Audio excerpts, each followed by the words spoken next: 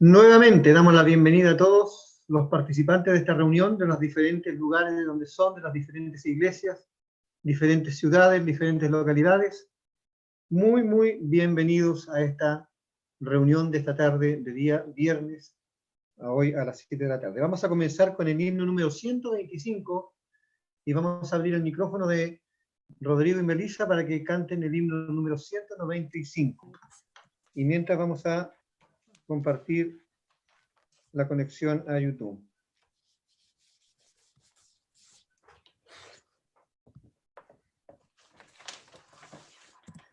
Adelante nomás, hermanos. Ya.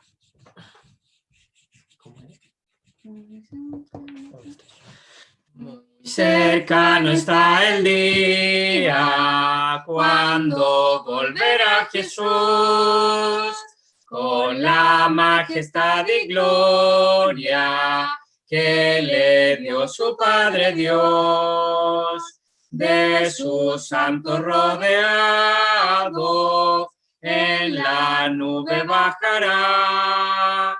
De Cristo será el reinado y el pecado quitará. Ven, Señor Jesús, ven pronto, claman todos con ardor. He aquí yo vengo presto, presto, dice el Salvador.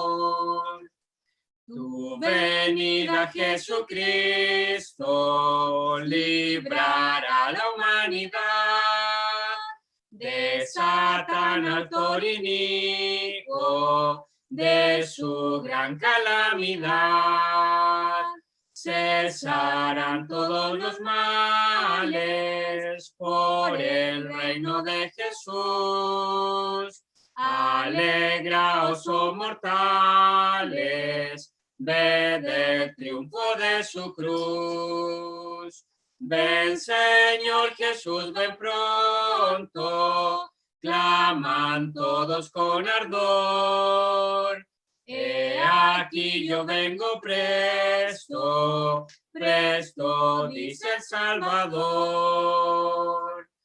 Cuánto anhelan y desean la venida de Jesús, los creyentes ya salvados por la obra de su cruz. Ven y siéntate conmigo, en mi trono el Rey dirá. Has sufrido y has vencido, de mi gloria goza ya. Ven, Señor Jesús, ven pronto, claman todos con ardor. He aquí yo vengo presto, presto, dice el Salvador.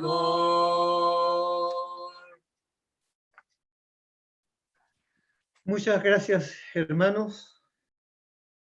Antes de que nuestro hermano Felipe comience con la enseñanza que ya nos tiene preparada acerca de estos eventos futuros, vamos a desbloquear el teléfono de nuestro hermano don Roberto Yáñez para que nos encomiende en oración, y también vamos a después a invitar a nuestro hermano Luis Sánchez para que también nos encomiende en oración en esta radio. Así que adelante, hermano Roberto. ¿Ya se escucha? Sí. Ya. Nuestro buen Dios y Padre Celestial, damos las gracias por tu infinito amor y tu misericordia para con nosotros. Te damos gracias porque en tu infinito amor tú nos has provisto tu palabra para que podamos cada día aprender de las cosas tuyas. Qué maravilloso es el futuro que nos espera, y por eso que cada día nos ayudas tú a poner nuestra fe, nuestra confianza en las cosas que has hecho. Porque pertenecemos a aquel que nos ha salvado y nos ha redimido de nuestros pecados, a tu amado Hijo, el cual mora en cada uno de nosotros. Por eso queremos alabar y pedir y clamarte a ti. Te rogamos y pedimos por cada uno de nuestros hermanos, para que tú les cuides, para que tú les guardes. Sabemos que vivimos momentos difíciles, pero también sabemos que tú nos protegerás, nos guardarás, nos cuidarás de cada uno de tus hijos. Te lo pedimos y te lo rogamos, En el nombre precioso de nuestro amado Salvador, el Señor Jesucristo. Amén. Amén. Vamos a abrir ahora el micrófono de nuestro hermano don Luis Sánchez de Lota, que nos encomiende en oración, por favor.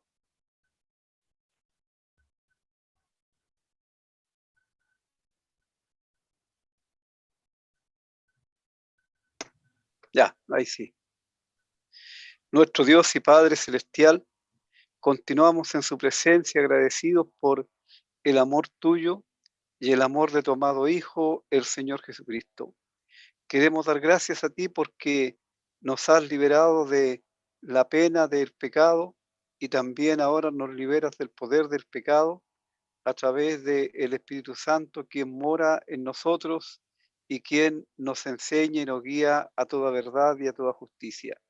Agradecemos esta maravillosa oportunidad que nos das de estar reunidos de esta forma para oír tu voz. Sabemos que no es lo ideal porque siempre deseamos estar en forma presencial allí con nuestro Salvador, el Señor Jesucristo, en medio de nosotros, pero en tanto que podemos normalizarnos, queremos dar gracias por esta forma de reunirnos y dar gracias por cada hermano, por cada hermana que se ha conectado, y también si hay amigos nuestros que no tienen a Cristo como su Salvador personal, damos gracias por ellos y pedimos que también haya palabra para ello en esta tarde. Queremos rogar por nuestro hermano que usarás para entregar tu palabra, para que le fortalezcas, le animes y que él con toda confianza pueda entregar el mensaje que él ya ha recibido. Rogamos por los hermanos que están con enfermedades diferentes en sus cuerpos, especialmente nuestros hermanos de edad, para que tú les bendigas, les guardes y les consueles. Rogamos también por nuestro hermano Rodrigo Palma, para que tú le sostengas, por nuestro hermano Roberto Riquelme, por nuestro hermano Pereira también de Lagunilla, Bernardo Pereira, y así por otros hermanos que están pasando dificultades en sus cuerpos. Te pedimos para que tú les sostengas y que su fe no falte. Queremos pues ahora quedar a tus cuidados, agradecidos en el nombre del Señor Jesús, nuestro Señor y Salvador. Amén. Nuevamente damos las gracias a todos los que se han conectado, no solo por la plataforma de Zoom, sino también damos las gracias a todos los que están conectados por la plataforma YouTube. Damos las gracias a los hermanos de Lota que están conectados por YouTube y que no se pueden conectar por Zoom. Así que un saludo también para ellos. Ahora vamos a abrir el micrófono de nuestro hermano, de nuestro querido hermano Felipe Poblete, para que continúe con la enseñanza que comenzó sobre eventos futuros.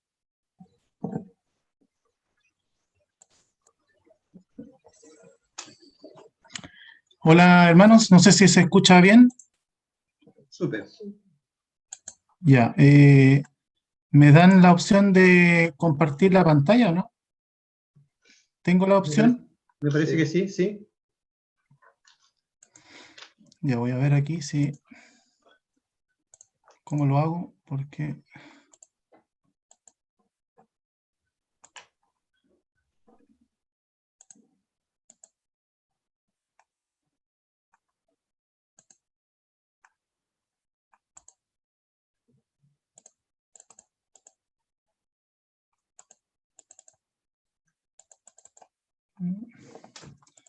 no logro compartir la pantalla.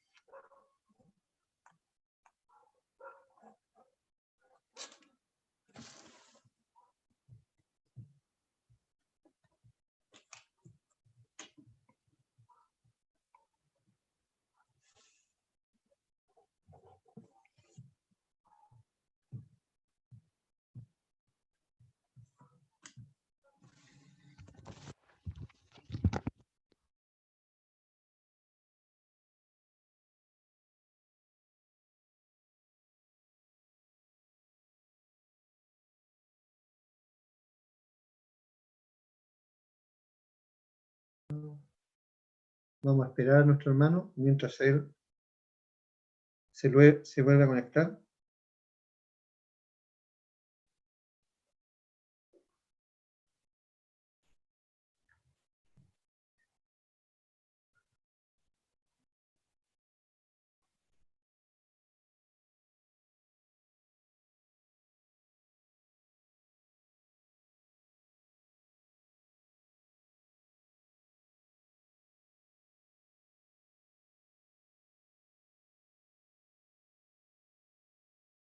Cantemos por mientras. Cantemos el número 440. Entonces esperamos a nuestro hermano. Vamos a cantar el número, perdón, 400, ¿cuánto era? No, sí. Ah, ya. Está pidiendo audio, a ver.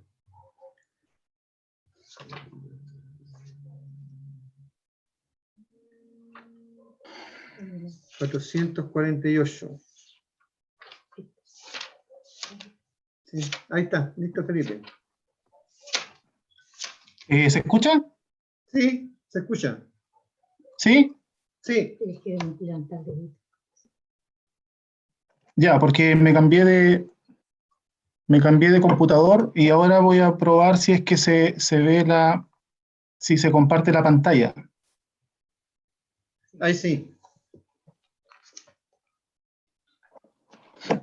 Ya. Bueno, después de los problemas técnicos que tuvimos, saludo primeramente a todos mis hermanos que están escuchando y también a los amigos que están siguiendo este estudio acerca de los eventos futuros. El tema que estamos desarrollando son 4 puntos que comenzamos la semana pasada con el tema de la iglesia y las 70 semanas. Hoy nos corresponde ver el principio de dolores que está enmarcado dentro de lo que es la gran tribulación. Estos principios de dolores están relacionados con lo que será el periodo de gran tribulación que va a venir sobre toda la tierra luego del arrebatamiento de la iglesia. Una vez que la iglesia sea arrebatada, sobre este mundo vendrá un periodo que, como consideramos la semana pasada, es una semana de 7 años que está profetizada ya en el capítulo 9 de Daniel, como la última semana donde Dios va a hacer un trato con su pueblo y también con los incrédulos de este mundo. Ahora bien, lo que vamos a ver hoy, vamos a ver una pequeña introducción y básicamente nuestro texto guía va a ser el capítulo 24 de Mateo, del cual invito a leer en el capítulo 24 y en el versículo 1 dice lo siguiente. Cuando Jesús salió del templo y se iba, se acercaron sus discípulos para mostrarle los edificios del templo. Respondiendo él, les dijo, ¿veis todo esto? De cierto os digo que no quedará aquí piedra sobre piedra que no sea derribada. Y estando él sentado en el monte de los olivos, los discípulos se le acercaron aparte diciendo, dinos, ¿cuándo serán estas cosas? ¿Y qué señal habrá de tu venida y del fin del siglo?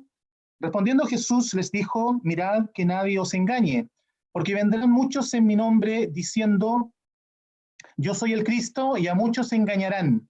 Y oiréis de guerras y rumores de guerras. Mirad que no os turbéis, porque es necesario que todo esto acontezca, pero aún no es el fin. Porque se levantará nación contra nación y reino contra reino, y habrá pestes y hambres y terremotos en diferentes lugares. Y todo esto será principio de dolores. Entonces os entregarán a tribulación y os matarán, y seréis aborrecidos de todas las gentes por causa de mi nombre. Y muchos tropezarán.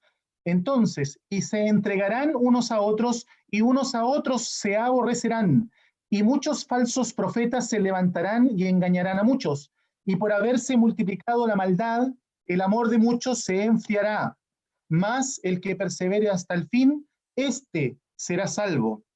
Y será predicado este evangelio del reino en todo el mundo para testimonio a todas las naciones, y entonces vendrá el fin. Lo que quiero considerar en primer lugar, antes de irnos de lleno a lo que es esta primera mitad, porque lo que vamos a ver ahora, lo que se denomina como principio de dolores, es la primera mitad de la gran tribulación. La primera mitad son 3 años y medio, y 3 años y medio posteriores, que se conoce también como el nombre de gran tribulación. Entonces, estos primeros 3 años y medio es lo que hemos relatado, en lo que hemos leído acá en el capítulo 24 hasta el verso 14, porque en el versículo 15 se produce un quiebre, que es lo que vamos a ver en una próxima oportunidad, si el Señor así lo permite, que es cuando veáis la abominación desoladora. Con eso parte la última mitad del periodo de gran tribulación.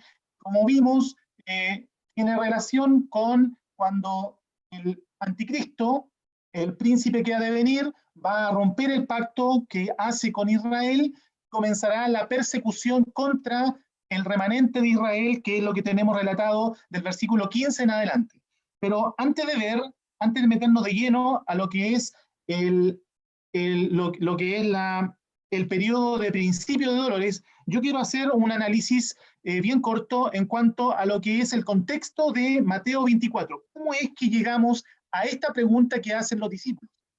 Lo que vimos la semana pasada en cuanto a las 70 semanas de Daniel es un bosquejo muy general que da cuenta de todo lo que va a ser el periodo desde que llega el anticristo, hace un pacto con Israel y en la mitad de la semana rompe el pacto y finalmente viene el Señor. Es muy general.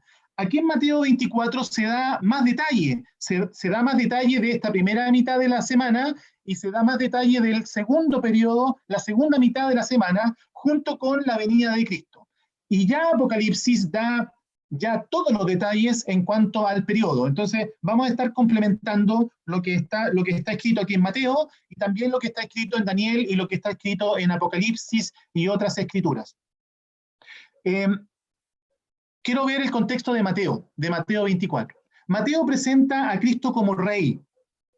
Cuando aparece Juan el Bautista, él señala: arrepentidos porque el reino de los cielos se ha acercado. El Señor también empieza a predicar el evangelio del reino, que anuncia lo mismo: arrepentidos porque el reino de los cielos se ha acercado. Los discípulos también predican lo mismo: el reino de los cielos se ha acercado. Porque Cristo venía de alguna forma a conocer el reino de los cielos en comparación con los reinos de este mundo. Entonces, en el capítulo 16 de Mateo se produce un quiebre porque el Señor habla acerca de un nuevo pueblo que Él va a construir cuando dice que Él va a edificar su iglesia, que no tiene nada que ver con el pueblo de Israel.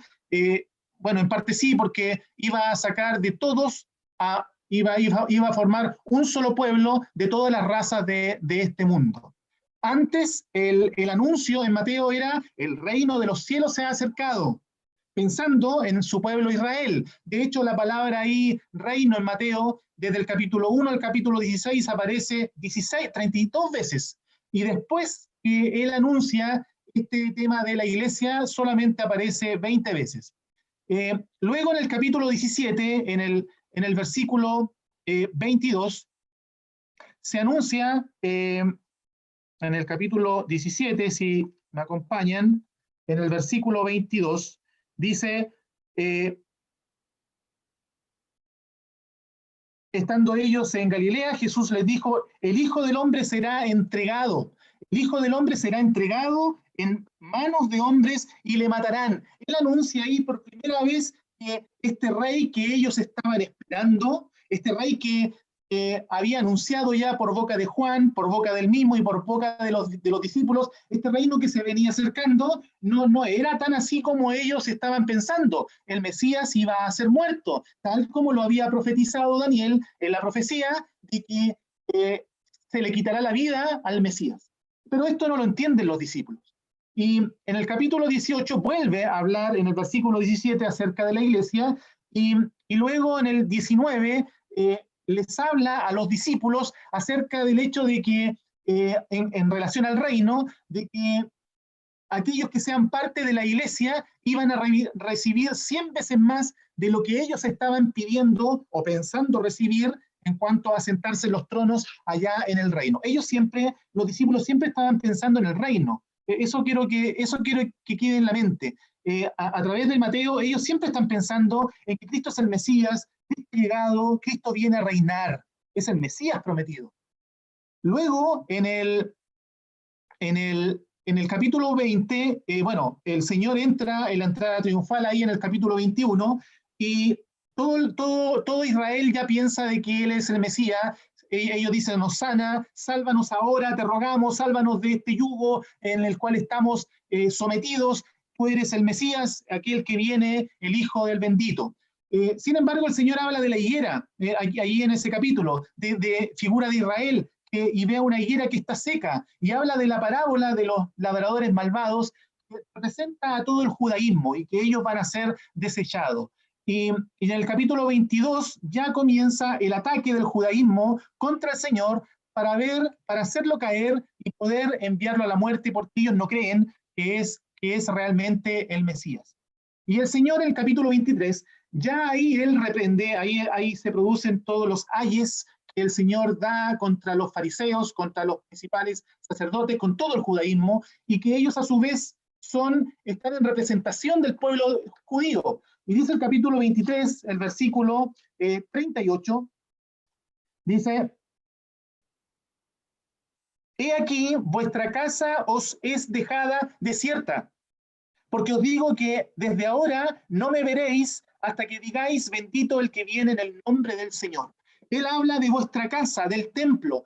Ya no es la casa de Dios, Él ya no está con ellos, ya no está con el pueblo, porque el pueblo le ha desechado.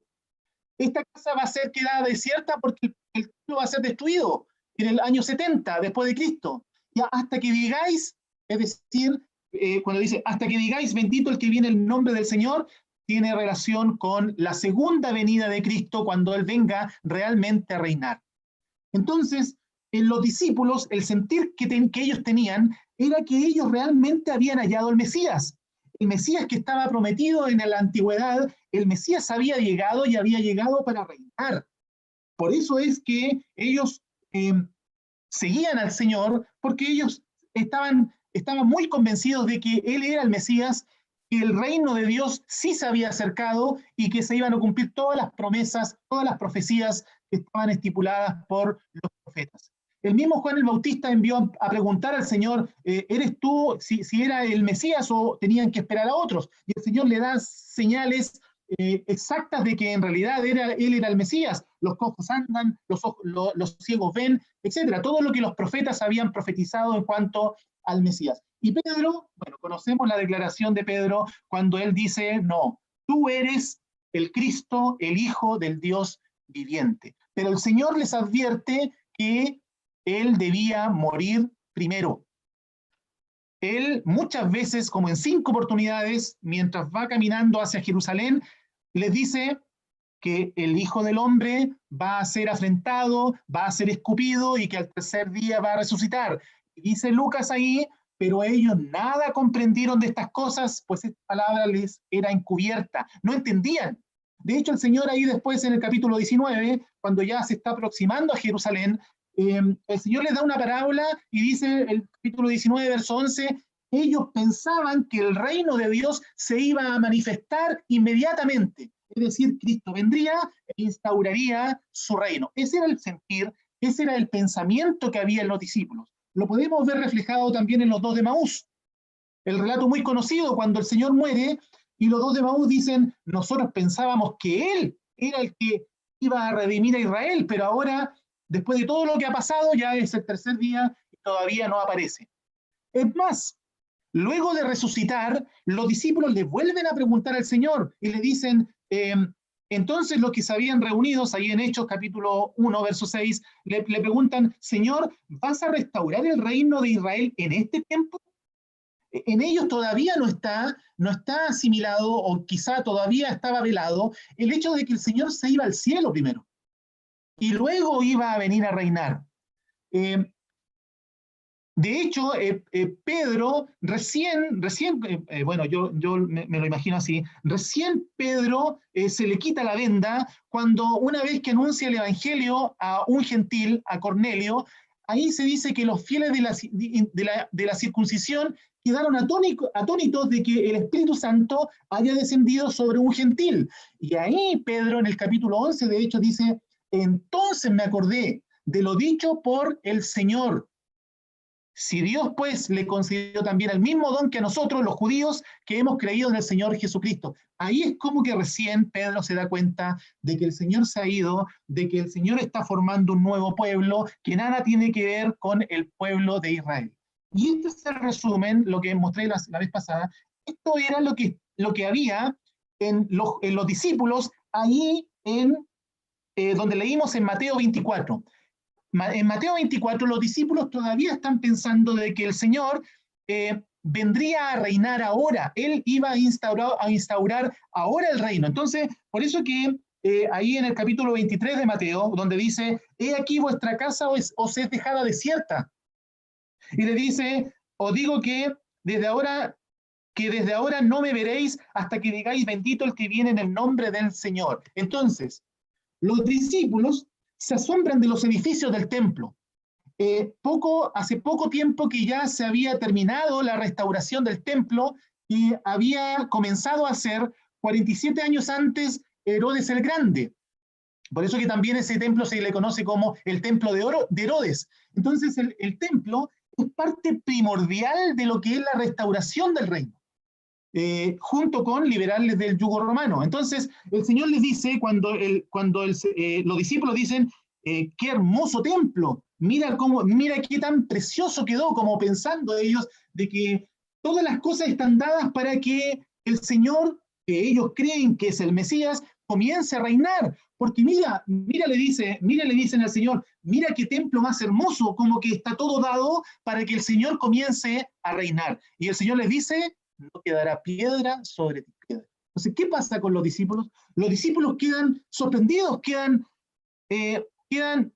marcando ocupados, por usar una palabra nuestra, porque ¿cómo es posible que si Él era el Mesías, cómo Él no iba a reinar? Entonces, ahí es donde el Señor, ellos le hacen la siguiente pregunta, versículo 3. Y estando Él sentado en el monte de los Olivos, los discípulos se le acercaron aparte diciendo, dinos entonces, ya que nos estás diciendo de que esta casa va a quedar desierta, ya que el templo de nuevo, ¿cómo es posible que el templo de nuevo va a ser destruido? Ya que nos está diciendo que esta casa va a quedar desierta, y se supone que tú como Mesías vas a venir a reinar, entonces dinos cuándo van a hacer estas cosas, qué señal va a haber de tu venida y del fin del siglo. Entonces, los discípulos, la pregunta que hacen está relacionada con su pueblo, con el pueblo de Israel, está relacionada con la instauración del reino del Mesías que él viene a reinar. Por lo tanto, y esto es muy importante, el capítulo 24 y el capítulo 25 de Mateo es la respuesta que el Señor da a esta pregunta que hacen los discípulos, pensando ellos en el hecho de que si el templo va a ser destruido, ellos quieren saber qué señales entonces va a haber de su venida y del fin del siglo, pero en relación al pueblo de Israel, porque ellos están pensando en la instauración del reino de su Mesías que tienen enfrente. Ahora, analicemos un poquito la pregunta que hacen los discípulos. Ellos le preguntan, ¿qué señal habrá de tu venida? Aquí la palabra venida, como muchos hermanos la conocen, me refiero al término en griego, es la parousia. Es decir, la parousia tiene que ver con el estar cerca, el estar a mano. Tiene que ver, es la idea de una presencia permanente. Y esta es la primera mención que tenemos en el Nuevo Testamento. La primera mención de un tema es muy relevante cuando uno analiza un tema. Y aquí, en este capítulo, aparece 4 veces. Y aquí es la primera mención, como dijimos. Ellos aún no están pensando, quiero que traten de imaginar el sentir de los discípulos. Ellos no están pensando en que el Señor se va a ir al cielo. No, ellos están pensando, para ellos esto, lo de la iglesia, está velado. Recién fue revelado, como dice Pablo ahí en Efesios 3, que a él se le reveló, se le manifestó esta verdad, este misterio escondido, de que también los gentiles iban a formar parte de un pueblo único para Dios. Pero hasta este minuto, en el capítulo 24, los discípulos no saben, no tienen asimilado el hecho de que el Señor se va al cielo y Él vuelve. Entonces lo que están preguntando es en cuanto a esta presencia permanente, no el término como estamos viendo acá, como dice acá, de su venida, de que Él se va y vuelve. No, están preguntando acerca de su presencia, de una presencia permanente en relación al reino que Él va a instaurar. Entonces el énfasis aquí de la pregunta es su presencia en el reino que Él va a instaurar, más que una venida en que Él se va y vuelve. Ellos no están pensando en que el Señor se va a ir al cielo, van a pasar 2000 años y luego va a volver. Eso no había sido revelado todavía para ellos. Y lo segundo, que es la segunda parte de la pregunta, cuando dice, ¿qué señal habrá de tu venida y del fin del siglo? Aquí esta palabrita, fin del siglo, es muy importante porque el significado es estar completo por entero. Es un fin completo. Solamente 3 veces aparece esta frase y aparece aquí en Mateo. En el capítulo 13, no lo vamos a ver por el tiempo, ustedes pueden ver ahí que el Señor da 2 parábolas. La parábola del trigo y la cizaña y la parábola de aquella red que saca una gran cantidad de peces de todo tipo. Ahí se habla, la interpretación del pasaje, en el capítulo 13, por ejemplo, dice, en cuanto a la cizaña, dice, el enemigo que la sembró es el diablo, y la siega es el fin del siglo. ¿En qué consiste la siega del trigo y la cizaña? En que los ángeles van a apartar a los malos, que es la cizaña, y los van a echar al horno de fuego. Y el trigo, que son los justos, van a quedar en la presencia del Señor. Lo mismo con los peces. Peces que algunos, los ángeles van a apartar a los malos al horno de fuego y los justos a su presencia. Entonces, de acuerdo al contexto de donde tenemos la enseñanza del fin del siglo, aquí en este caso los discípulos están preguntando ¿cuándo se va a dar el fin completo de la historia humana? Entonces la pregunta que los discípulos hacen apunta a los tiempos finales, cuando los incrédulos van a ser condenados. Y si, como vamos a ver, el capítulo 25 va a terminar cuando justamente las naciones van a ser juzgadas, antes de que comience el milenio.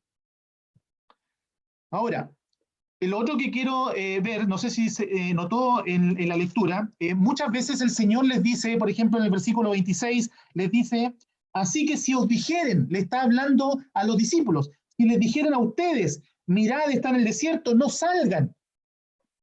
Aquí los discípulos están en representación del remanente salvado, de Israel. Aquí los discípulos son vistos como judíos, no como iglesia. La iglesia, como dijimos la semana pasada, la iglesia no está aquí en este periodo, la iglesia ya está arrebatada, la iglesia está en el cielo gozando de la presencia del Señor allá en el cielo. Esta es la relación con el pueblo de estos discípulos judíos. Por lo tanto, cuando el Señor les dice, no salgáis, no lo creáis, si bien ellos no van a estar en la gran tribulación, le está hablando como en representación de este remanente que va a estar en la gran tribulación. Entonces, en resumen, para entender bien la pregunta, los discípulos están pensando en las señales que van a haber en cuanto a la presencia definitiva del Señor cuando Él instaure su reino y qué señales van a haber del fin completo de la historia humana tal como nosotros la conocemos. Entonces, si pudiésemos hacer una división de Mateo capítulo 24, hasta donde leímos, hasta el versículo 14, lo que yo veo es la primera mitad de la gran tribulación, conocida como principio de dolores. La segunda mitad del versículo 15 al versículo 28, donde está la gran tribulación, cuando el pueblo de Israel es perseguido por este anticristo. Y el versículo 29 en adelante tiene relación con la segunda venida de Cristo a la tierra. Capítulo 25, verso 1 al verso 13, es el juicio del Señor para con Israel antes de entrar al milenio. Y la última parábola, la separación de las ovejas y los cabritos, del versículo 31 al 46, tiene relación con el juicio a las naciones gentiles que habrán pasado la gran tribulación antes de que el Señor instaure el reino milenial. Este tiempo, esta semana, esta última semana, la semana de Daniel, es conocido como el tiempo de angustia para el pueblo de Israel. Mantengamos el dedo en Mateo, y en Daniel capítulo 12 dice, versículo 1, en aquel tiempo se levantará Miguel, el gran príncipe que está de parte de los hijos de tu pueblo, y será tiempo de angustia. ¿Para quién es este tiempo de angustia? Para el pueblo de Daniel. ¿Y quién es el pueblo de Daniel? Israel. La iglesia no tiene nada que ver en este periodo. La iglesia está en el cielo. Será tiempo de angustia, cual nunca desde que hubo gente hasta entonces. El holocausto en la Segunda Guerra Mundial, los 6 millones de judíos que murieron por mano de Hitler, no va a ser nada comparado con lo que va a ocurrir con la persecución que va a haber en este tiempo. Pero en aquel tiempo será libertado tu pueblo. Ahora, ¿va a ser libertado todo el pueblo de Israel? No, dice, solamente todos los que se hayan inscritos en el libro, porque, como vamos a ver, se va a predicar un evangelio, el evangelio del reino. Partamos con la respuesta del Señor. Dice el versículo 4 del capítulo 24. Primero, el verso donde aparece el versículo 8. Dice, y todo esto será principio de dolores. Aquí el original es, son dolores de parto.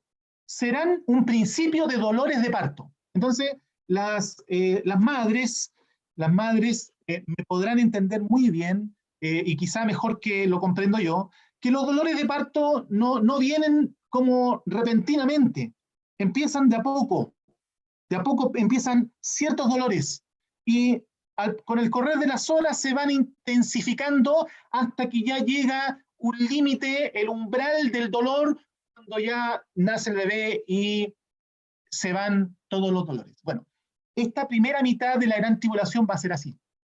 Van a empezar pequeños dolores de parto. Es solamente un principio, eso es lo otro. Es un principio de dolores de parto, no es el dolor de parto específicamente. Son un principio, un inicio de dolores. Esta primera mitad de la gran tribulación es solamente el principio. Porque en la segunda mitad, ahí sí que van a estar los dolores de parto propiamente tal. Como dice ahí en Primera de Tesalonicenses, digan paz y seguridad, entonces vendrá sobre ellos destrucción repentina como los dolores de la mujer encinta, y no escaparán. Ahora, mire, yo hice un bosquejo general, porque después vamos a detallar cada uno de estos dolores, pero es para tener una idea general, porque Mateo 24 y Apocalipsis capítulo 6 son pasajes muy paralelos que reflejan lo que es la primera mitad de la gran tribulación. Mire, intente mantener el dedo ahí en Mateo 24 y vamos a Apocalipsis capítulo 6. En Apocalipsis capítulo 6 se ve la apertura de los sellos que tienen relación con los juicios de Dios sobre esta tierra. Y estos primeros sellos está relacionado con los primeros 3 años y medio que va a ocurrir aquí en este mundo. Entonces, primero, si uno ve el orden, primero parte con paz, luego viene la guerra, luego viene el hambre, luego la muerte, se ven mártires, se ven algunos cataclismos y se ve el evangelio del reino anunciado. La paz. ¿Cómo se ve la paz? Dice el versículo 4 aquí de Mateo, mirad que nadie os engañe, porque vendrán muchos en mi nombre diciendo yo soy el Cristo, y a muchos se engañarán. Hay un engaño de una paz ficticia. ¿Cómo se ve? Se ve en el Apocalipsis, en el capítulo 6, dice el versículo 2, y miré y he aquí un caballo blanco, y el que lo montaba tenía un arco y le fue dado una corona y salió venciendo y para vencer. Esto nos habla de la paz que va a traer el anticristo. Este jinete, este caballo blanco, no es el mismo del Apocalipsis 19, que es Cristo viniendo a la tierra. El jinete en este caballo blanco es el anticristo, que trae engañosamente una paz ficticia al pueblo de Israel y al mundo. Luego volviendo a Mateo, el capítulo 24, versículo 6, dice, oiréis de guerras y rumores de guerra. Se levantará nación contra nación y reino contra reino. El segundo sello, si vamos a Apocalipsis capítulo 6, versículo 3, cuando abrió el segundo sello, oí al segundo ser viviente que decía, ven y mira, y salió otro caballo, pero hay ahora un caballo bermejo, uno de color rojizo, y dice, al que lo montaba le fue dado poder de quitar la paz en la tierra y que se matasen unos con otros. Él trae la guerra, la guerra. Estamos hablando de este principio de dolores, la primera mitad de la gran tribulación. Luego viene el hambre, dice el versículo 7 de Mateo 24, al final habrá pestes y hambres. Y en el versículo 5 de Apocalipsis 6, cuando abrió el tercer sello, vio un caballo negro que tenía una balanza en su mano y hay escasez de alimento. Luego viene la muerte. Si hay guerra, si hay muerte, obviamente va a venir la muerte. Y dice Mateo capítulo 10, 24, 10, muchos tropezarán y se entregarán unos a otros y unos a otros se aborrecerán. La contraparte en Apocalipsis capítulo 6 es el caballo amarillo, donde dice en el versículo 8, miré y aquí un caballo amarillo, y el que lo montaba tenía por nombre muerte, y el Hades le seguía. ¿Y sabe lo que ocurre aquí? Ocurre que la cuarta parte de la población muere. Va a ser terrible. Va a ser terrible apenas la iglesia sea sacada de este mundo, juicios, va a haber aparente paz en los primeros meses, en el primer año quizás, pero luego va a haber guerra, va a haber hambre, va a haber pestilencia, va a haber mucha muerte.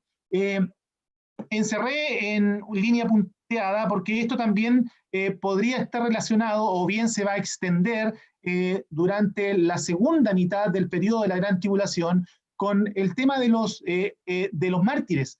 Aquellos que van a oír el Evangelio del Reino, lo van a creer, van a tener que perseverar y entregar hasta su propia vida por testimonio para el Rey que viene, y es el quinto sello que nos muestra ahí cómo Juan ve las almas, el altar de las almas de los que habían sido muertos por causa de la palabra de Dios. Esto no solamente se va a mantener en el primer periodo de gran tribulación, sino que más intensificado va a ser en el segundo periodo de la gran tribulación. Y cataclismos que ya tienen relación con la segunda venida de Cristo, señales específicas de que el Rey viene y viene muy pronto. Y como mencioné, el Evangelio del Reino que será predicado y que aparece ahí también en el capítulo 7, que lo vamos a ver después. Entonces, voy a analizar rápidamente, yo identifico por lo menos seis primeros dolores de parto. 6 dolores de parto en esta primera mitad de la gran tribulación. Primero, volviendo a Mateo, capítulo 24, verso 4, dice, mirad que nadie os engañe, porque vendrán muchos en mi nombre diciendo, yo soy el Cristo, y a muchos se engañarán. Falsos cristos siempre han habido en toda la historia humana, desde que el Señor se fue al cielo. Ahora se va a intensificar mucho más. Aparecerán muchos diciendo que son el Cristo. Y el mayor engaño va a ser cuando aparezca el anticristo, que va a traer una falsa paz, que va a firmar un tratado con Israel, un pacto con Israel y las demás naciones del Oriente, que luego va a quebrar. ¿Ve que es un engaño? ¿Ve que es un falso Cristo? Sí, el anticristo representa finalmente la expresión máxima de lo que será el engaño, los falsos cristos que van a aparecer en el primer periodo de la gran tribulación. Esto es un principio de dolores. Van a ver, en versículo 6, guerras y rumores de guerra. Se van a intensificar entre los países. Bueno, hemos vivido siempre con guerras, con rumores, noticias de países muy lejanos a nosotros. Bueno, en ese tiempo va a ser mucho más intenso. La idea de oiréis, va a ser algo continuo, será un vivir permanente con el miedo de que habrá guerra en tu país, en mi país, en algún lugar cercano, donde los pueblos van a van a guerrear entre ellos. Y eso es representado, como vimos, en el segundo sello, donde el caballo bermejo quita la paz y hace que peleen entre ellos. No mencioné aquí en el primer sello de que este jinete que aparece con un arco, no aparece con flecha, no aparece solamente para traer una paz aparente. En cambio, en este segundo jinete, él ahora trae una espada. ¿Para qué? Para que se maten unos con otros. Habrá pestes, el tercer dolor de parto, como lo he llamado, en el versículo 7, cuando dice, habrá pestes, hambres y terremotos en diferentes lugares, es decir, va a ser algo mundial. Esto va a traer miedo. ¿Cuánto miedo, hermanos, amigo que estás oyendo, cuánto miedo ha traído esta pandemia? Imagínate lo que va a ser en esta primera mitad de gran tribulación. Cuánto miedo, cuánta desesperanza, cuánto pánico, cuánto temor va a haber en la población con tantas pestes, con tantas pandemias, con tantos terremotos, con tanta hambre que va a aparecer en ese periodo, representado por el caballo negro allí en el Apocalipsis 6, donde se menciona de que las cosas van a ser muy caras, va a costar comprar para poder subsistir, para poder mantenerse sin hambre. En esta primera mitad, que está representada en el cuarto sello, el caballo amarillo que mencionamos, un cuarto de la población mundial va a morir.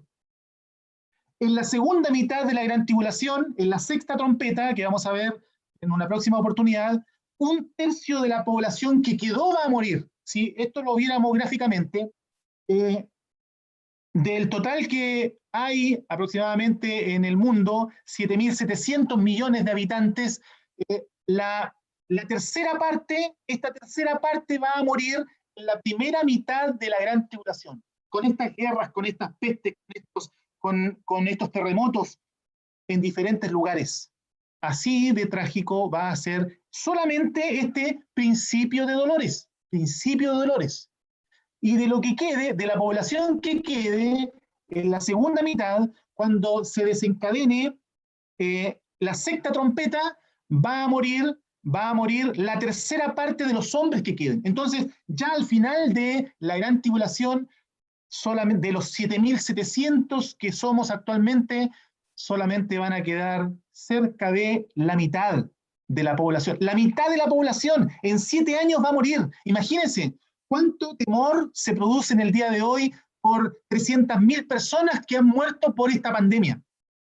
Imagínense que en 7 años muera la mitad de la población mundial. Qué terrible va a ser ese periodo. Para los que queden aquí, para los incrédulos que pasen a la gran tribulación, para el remanente de Israel que deberá arrancar, deberá ocultarse, porque no podrá comprar ni vender a causa de la persecución del anticristo. Y en el versículo 9, otro dolor de parto, por así decirlo, otro principio de dolor de parto, dice el versículo 9, entonces os entregarán a tribulación y os matarán. Sí, ya casi al final del primer periodo, aquellos que vayan creyendo el evangelio del reino van a ser perseguidos y van a ser perseguidos a muerte.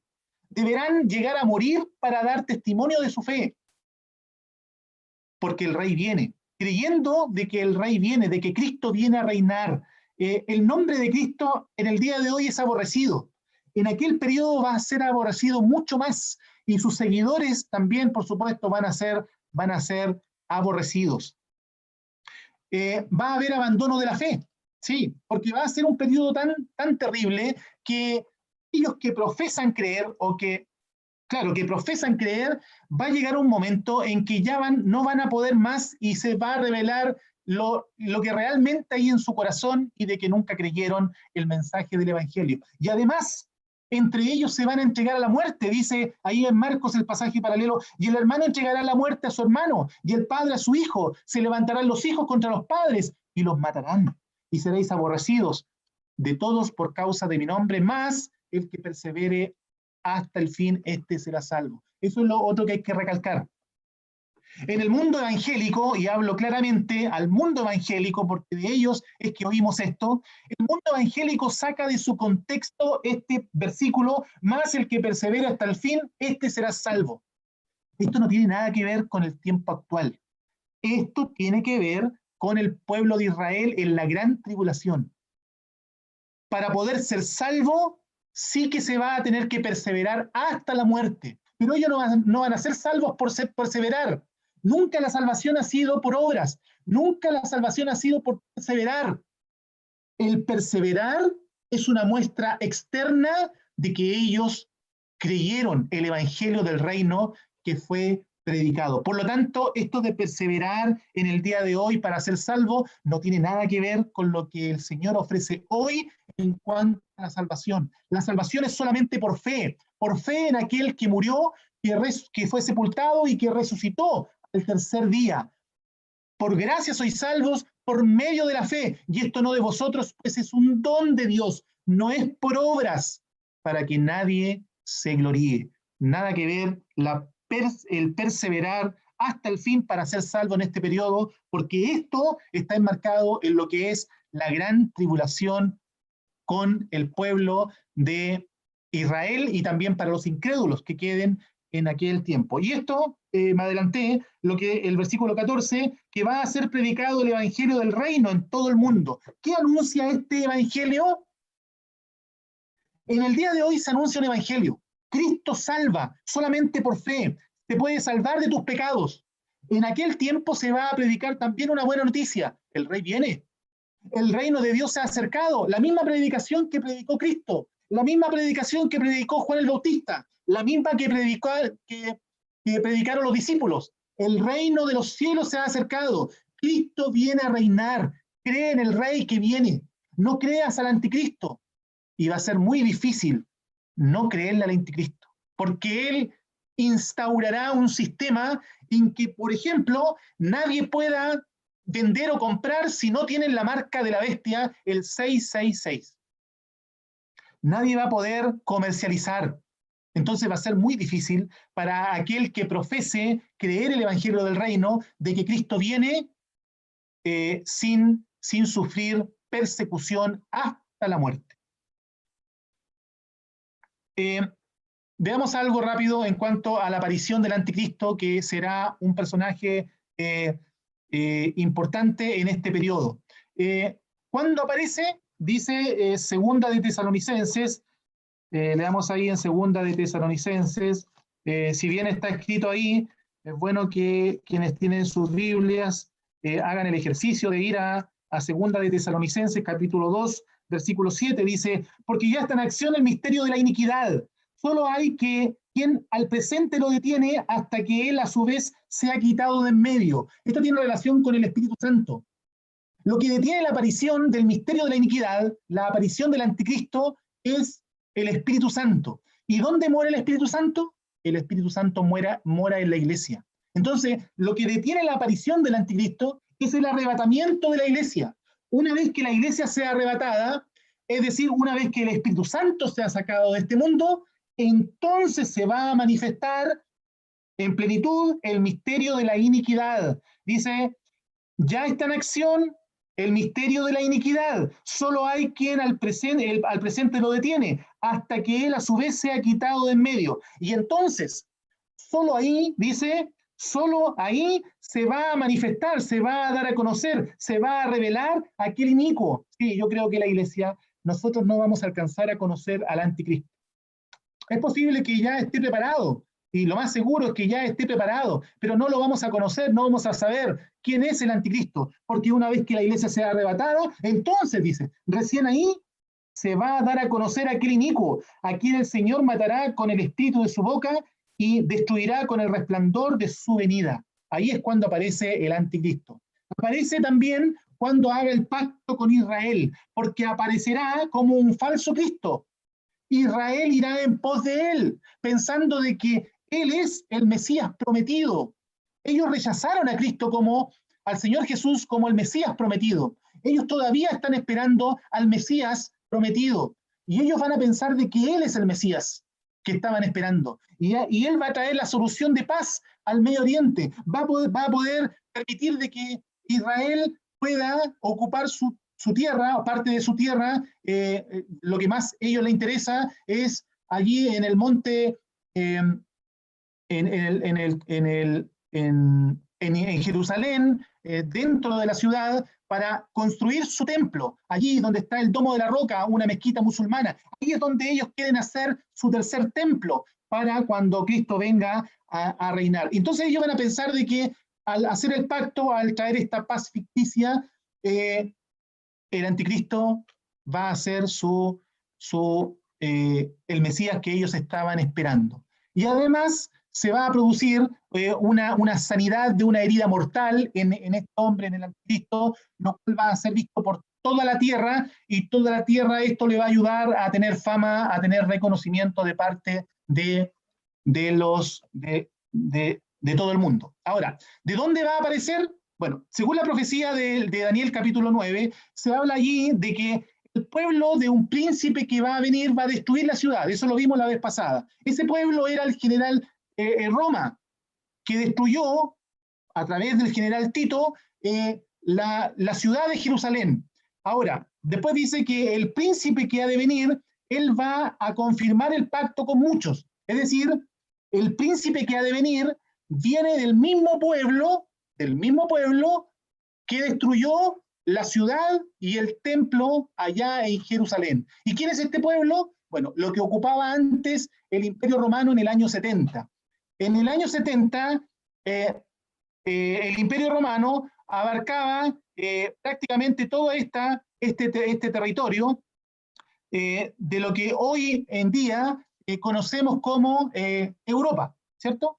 Hay muchos países aquí que hoy en día ocupan el territorio del Imperio Romano del año 70, que destruyó la ciudad y el santuario por mano del general Tito. Entonces dice la profecía de Daniel que el pueblo de un príncipe que ha de venir. Entonces, ¿de dónde viene el príncipe que ha de venir? Que es el anticristo, del mismo pueblo que destruyó la ciudad de Jerusalén en el año 70, es decir, del imperio, del territorio que ocupaba el Imperio Romano. Hoy en día, se piensa o pensamos de que el anticristo va a surgir de un imperio romano restaurado, se le conoce por algunos escritores, pero básicamente tiene relación con el territorio que antes ocupaba el Imperio Romano y que hoy en día lo ocupa Europa.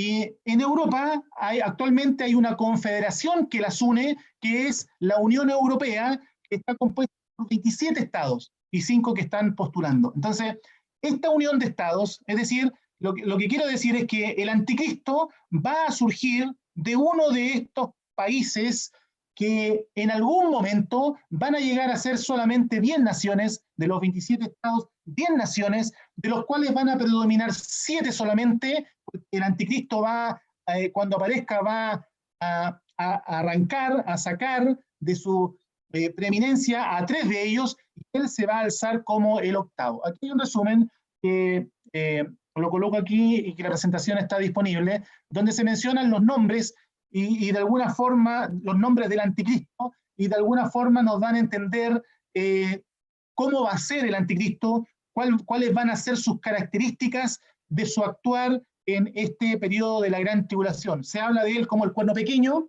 se habla como el rey altivo de rostro, se habla como el príncipe que ha de venir, se habla como el rey soberbio, de allá de Daniel capítulo 11, como el pastor insensato de Zacarías, como el hombre de pecado, el hijo de perdición que leímos aquí en Segunda de Tesalonicenses, inicuo, el anticristo, que aquí el anticristo viene, dice Primera de Juan 2:18, el jinete del caballo blanco, y conocido también allá en Apocalipsis como la primera bestia. Ahora, yo me voy a saltar esta parte por el tiempo, solamente porque no es que no lo vamos a ver, lo voy a dejar para la próxima clase, porque me voy a ir a la última meditación, que tiene relación con el evangelio que se anuncia hoy. En ese periodo se va a anunciar el evangelio del reino. Hoy se anuncia, estimado oyente, y quiero hablar a los oyentes, si hay alguna persona que no es salvado, hoy en día se anuncia un evangelio, que es un evangelio de la gracia, que no hay que perseverar, no hay solamente depositar fe en el Señor, porque el Señor lo hizo todo. En aquel tiempo no se va a poder escapar de ese periodo de gran tribulación, porque Dios a aquellos que ya oyeron el evangelio, que ya tuvieron la oportunidad hoy de ser salvados, Dios va a enviar un poder engañoso para que ellos crean la mentira. Finalmente van a terminar creyéndole al anticristo. Y hoy, ahora se anuncia un evangelio que es para ser creído. ¿Por qué el creyente va a ser librado del periodo de la gran tribulación? Lo vimos la semana pasada. Para el creyente no hay condenación. De cierto os digo que el que oye mi palabra y cree al que me envió, tiene vida eterna. Y no va a venir a condenación, no va a venir a juicio, más ha pasado de muerte a vida. Ninguna condenación hay para los que están en Cristo Jesús. ¿Por qué? Porque dice 1 de Pedro capítulo 2, que el creyente está confiado en su salvación porque Cristo en la cruz llevó mis pecados en su cuerpo sobre el madero. Como Él estaba llevando mis pecados, Dios lo castigó a Él en vez de castigarme a mí. Eso es lo que cree todo creyente. Esa es la fe que el creyente ha depositado. Ha reconocido su pecado, ha reconocido que su pecado merece un castigo, que su pecado ha ofendido a Dios y por lo tanto merece el castigo de parte de Dios. Pero bendita palabra, bendito evangelio, bendita buena noticia de que Cristo en la cruz, Él ocupó mi lugar, el lugar que a mí me correspondía. Por eso que el creyente es salvo de la ira venidera que va a venir sobre este mundo. ¿Por qué es salvo? Porque hubo uno que ya pagó mis pecados en la cruz.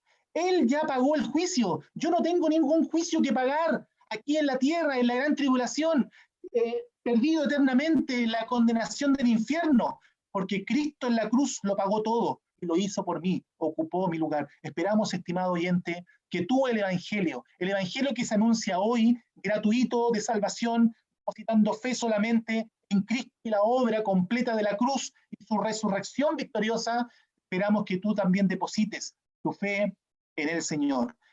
Si Dios así lo permite, la próxima clase vamos a ver el tema de la gran tribulación, que en realidad es un periodo muy terrible, porque se lo dejo como introducido. Satanás aquí va a tratar de aniquilar a todo Israel. Su objetivo es aniquilar a Israel. ¿Para qué? Para que Cristo no venga por segunda vez. Si no hay pueblo de Israel, no hay segunda venida de Cristo. Porque Cristo viene por su pueblo. Viene para instaurar un reino que Él le prometió en el pacto abrahámico, el davídico, de que iba a haber un reinado para siempre para ellos. Entonces, Satanás va a traer a todos los espíritus demoníacos, él mismo va a ser lanzado aquí a la tierra, va a usar al falso profeta, al anticristo, para perseguir a muerte, para exterminar a todo judío en este mundo. Israel todavía no ocupa su tierra, la tierra prometida. Esta es la tierra que Dios le prometió a Israel en el pacto con Abraham. Actualmente todas estas naciones están ocupando la tierra que a Israel le pertenece. En esto consiste el pacto, en esto consiste el reinado que el Señor va a instaurar. Pero para ello también va a probar a su pueblo. Solamente 1/3 de la población de Israel va a pasar el milenio. Es decir, hoy en día hay cerca de 14 millones de judíos viviendo en todo el mundo. Si fuera hoy, en este tiempo, la gran tribulación, solamente 4,5 millones serían salvos, porque el 2/3 de la población mundial de los judíos va a ser juzgado, va a ser muerto en este periodo, y solamente un remanente menor, 1/3, va a ser salvados. Esperamos que su palabra sea prosperada ciertamente en nuestros corazones, y vamos a terminar haciendo una oración. Nuestro Dios y Padre Celestial, damos las gracias por tu palabra. Damos las gracias porque los creyentes disfrutamos de salvación, tenemos paz para con Dios, podemos dormir en paz me acostaré y asimismo dormiré, porque ciertamente tú nos sustentas. Podemos vivir confiados, sabiendo de que cualquier cosa que pueda ocurrir, ciertamente estamos confiados en la mano del Señor. No importa la muerte, no importa esta pandemia, porque en tu mano estamos seguros. Lo que tenemos más próximo es la venida del Señor, para que así estemos para siempre junto al Señor. Pensamos en aquellos que no son salvados. Rogamos que tu palabra, el mirar a la cruz, al sacrificio que el Señor hizo una vez y para siempre, pueda provocar en ellos el arrepentimiento genuino, la confesión de pecados y puedan aceptar a Cristo como su único y suficiente Salvador. Al dejar esta reunión, rogamos por los hermanos, que algunos quizás están padeciendo esta enfermedad, otros quizás tienen temor, ansiedad. Rogamos para que tú, el Padre de consolación, consueles todos nuestros corazones. Todo lo pedimos y lo rogamos en el nombre del Señor Jesucristo. Amén.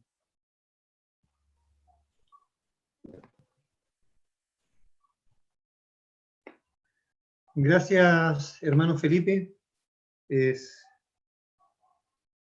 Por un lado, es muy hermoso escuchar la palabra del Señor y saber por la obra del Señor que todo creyente tiene su futuro asegurado. Pero es terrible pensar en aquellos que no son salvos y deseamos que si hay alguien aquí que aún no es salvo, pueda arrepentirse y recibir al Señor como su Salvador personal.